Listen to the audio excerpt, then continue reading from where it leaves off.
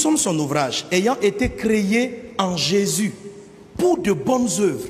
Il y a des œuvres que tu dois mener. Il y a des choses que tu dois faire. Il y a des œuvres que Dieu a préparées avant même que tu ne naisses. C'est par rapport à ces œuvres que se déploie l'onction dans toutes ses dimensions. Si tu fais d'autres œuvres pour lesquelles Dieu ne t'a pas créé, la Bible dit, nous avons été créés en Jésus. Créés en Jésus pour de bonnes œuvres. Ça veut dire que notre gène, notre manière d'être, notre façon de réfléchir, notre école spirituelle, tout cela a été conçu avec un dessein. Tu es formaté pour quelque chose. Lorsque tu agis en dehors de cette voie de destinée, ton être ne peut pas être épanoui parce qu'il n'a pas été créé pour ces choses-là. Il n'a pas été conçu pour cela. Je peux prendre un micro et aller frapper la batterie. Ça va faire du bruit. Mais le micro n'a pas été fabriqué pour faire une baguette de batterie. Ce qu'il va faire, c'est qu'il va s'abîmer. Beaucoup de chrétiens tombent malades, meurent vite parce qu'ils combattent des combats que Dieu ne leur a pas donné de combattre. On va lire ce texte de l'apôtre Paul. Paul dit ceci: j'ai achevé la course. Ça veut dire, j'ai atteint mon destin. Il dit, j'ai combattu le bon combat. Parce qu'il y a beaucoup de combats qu'on peut livrer dans ce monde. Est-ce que tu combats le bon combat? Tu es en train de te battre pour certains domaines, tu es en train de te battre pour acheter. Est-ce que c'est le moment de faire ce combat, par exemple? Comment tu le sais? Que dans le nom de Jésus, le Seigneur te révèle les bons combats de ta vie dans le nom de Jésus.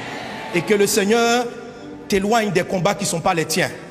Il y a des batailles que tu ne dois pas prendre. Il y a des défis que tu ne dois pas chercher à relever.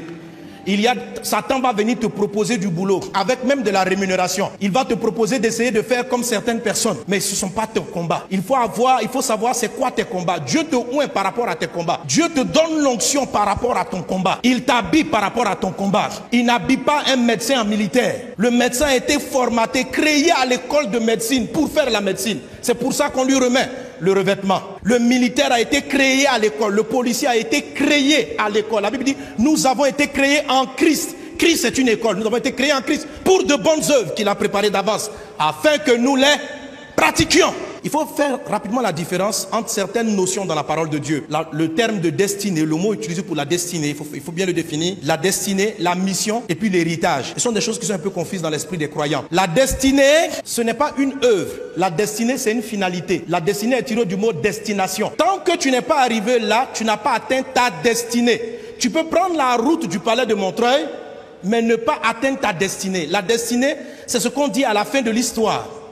Mais pour quitter Bussy, pour atteindre ta destinée, il y a un ou plusieurs chemins. La destinée, c'est la finalité de l'histoire. Donc, tu ne peux pas dire aujourd'hui, je suis dans ma destinée. Tu peux dire, je suis sur le chemin de ma destinée. Mais la destinée, ça c'est le point final. C'est de cela Jésus parle en Jean chapitre 17. Il dit ceci: Père, je t'ai glorifié sur la terre. Jean 17, 4 à 7. J'ai achevé l'œuvre que tu m'as donné à faire. J'ai achevé l'œuvre que tu m'as donné à faire. Et maintenant, toi, Père, glorifie-moi auprès de toi de la gloire que j'avais auprès de toi avant que le monde fût. Jésus dit, j'ai achevé. Paul dit à Timothée, j'ai combattu le bon combat, j'ai achevé la course. Donc, moi-même qui suis là, je n'ai pas encore atteint ma destinée. Quand tu atteins ta destinée, ce n'est pas une affaire d'âge.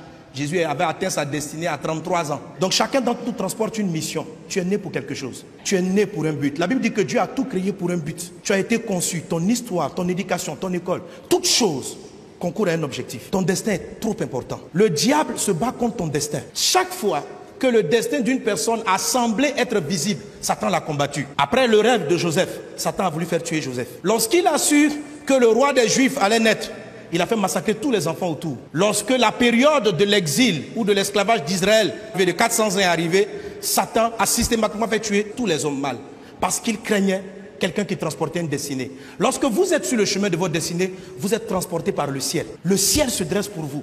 Vous imaginez, est-ce que le gouvernement peut soutenir un militaire qui va soigner les malades? Il n'est pas médecin, il a un revêtement, il est apprécié par le gouvernement, on l'aime bien, il est obéissant, il respecte les règles. Et un jour il sort, il dit maintenant je deviens docteur, je deviens médecin. On ne peut pas le soutenir.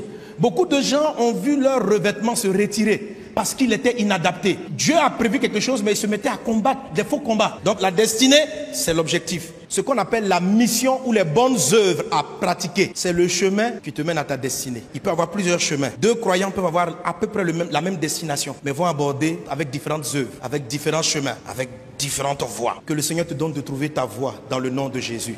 Ta voie s'appelle ta mission. C'est d'elle dont Paul parle en disant, j'ai combattu le bon combat. J'ai achevé la course. Achever la course, c'est la destinée. Le bon combat, c'est le chemin. Ton héritage, Ce sont les moyens que Dieu met à ta disposition pour aller à destination. L'onction fait partie de notre héritage. L'onction n'est pas la destination. L'héritage, ce sont les moyens et la puissance que Dieu met à ta disposition pour que tu puisses atteindre efficacement ton destin.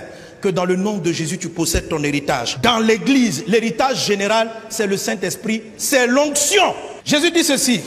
Il n'a pas dit aux disciples, il dit, allez par tout le monde, gagnez les nations. Il dit, mais ne commencez pas avant d'avoir reçu le Saint-Esprit. L'Esprit Saint surviendra sur vous et vous serez mes témoins. Le seul héritage que Dieu nous a donné, ce n'était pas des comptes en banque. Il n'a pas dit aux disciples, oh, je vois, vous voulez aller évangéliser le monde entier. On ne peut pas évangéliser le monde sans argent. Donc, attendez, je vais appeler des financiers. Et quand ils seront là, avec les moyens qu'ils mettront à votre disposition, vous pourrez prendre des bateaux, acheter des chevaux et des chameaux, financer des campagnes. Non, il n'a pas cité cela comme héritage. Il a dit une seule chose. Allez toucher le monde. Recevez juste le Saint-Esprit. Dis avec moi le Saint-Esprit. Le Saint-Esprit. Ça veut dire quoi? Est-ce que les disciples n'ont pas eu besoin d'argent? Si. Mais l'onction a attiré l'argent. L'onction a attiré les moyens. L'onction, c'est le type d'héritage dont tu as besoin à une œuvre précise. C'est l'onction qui t'aide à combattre le bon combat. Est-ce que quelqu'un me suit? Pendant que l'onction te demande, maintenant prends le RER, parce qu'il y a un bouchon terrible. Tu peux t'entêter et tu vas aller combattre des heures de bouchon. C'est un mauvais combat.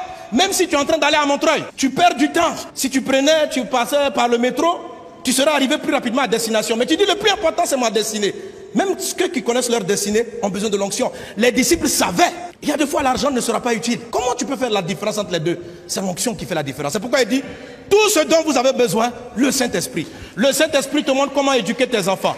L'onction enseigne. Tout ce qui t'arrive concourt à ton bien si tu marches dans l'appel de ton dessein. Mais si tu es en dehors du chemin, les choses qui t'arrivent, ça ne contribue pas à ton bien. Tu dis, toutes choses concourent au bien. On dit de ceux qui sont appelés selon son dessein. Ça veut dire Dieu a eu un dessein. Il a eu un projet. Et il a appelé quelqu'un par rapport à son projet. Et c'est là qu'il dit, toutes choses concourent au bien de ceux qui aiment Dieu. Il faut aimer Christ, il faut l'adorer, mais il faut connaître l'appel de son dessein. Une autre chose importante que je veux que vous compreniez, là, suis-moi très bien encore. Il y a deux grandes formes de destinée possibles. Tu peux être hors du chemin de ta destinée, en dehors du fait de manquer la voie de son destin. Il y a deux grands types de destinées possibles. L'onction divine, qui vient pour influencer, est dans le premier type de destin, premier dans le temps, mais dans la vie réelle, il est comme le second.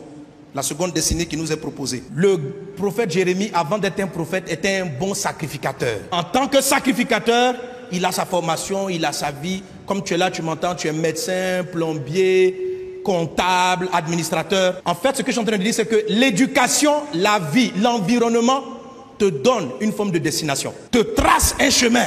J'appelle cela pour moi le destin naturel. Et il y a une deuxième forme de destinée, la destinée divine. Dis avec moi, destinée divine. Jérémie était un sacrificateur. Ses parents l'ont formé. On pouvait anticiper son futur. Lorsqu'on voit les écoles que tu as faites, lorsqu'on voit la façon dont tu as vécu, on peut dire, cet homme-là, voilà ce qu'il sera dans tel nombre d'années. On peut prévoir quelqu'un qui rentre à l'école de médecine qui est brillant, on peut dire il sera médecin. Mais la destinée spirituelle, la destinée divine est totalement différente. La plupart des chrétiens s'embrouillent dans leur destin parce qu'ils confondent la destinée naturelle avec la destinée divine. L'onction de Dieu vient sur la destinée divine, pas la naturelle. La destinée naturelle n'est pas négative.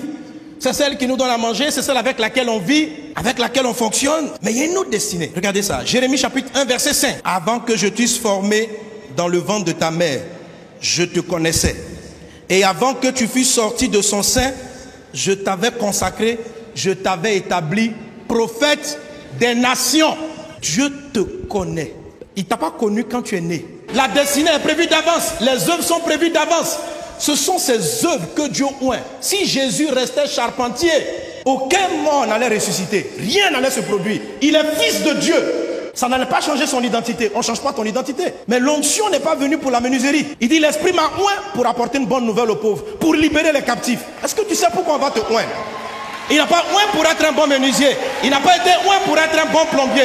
Il n'a pas été oint. Non, il était oint pour briser les chaînes, libérer les captifs.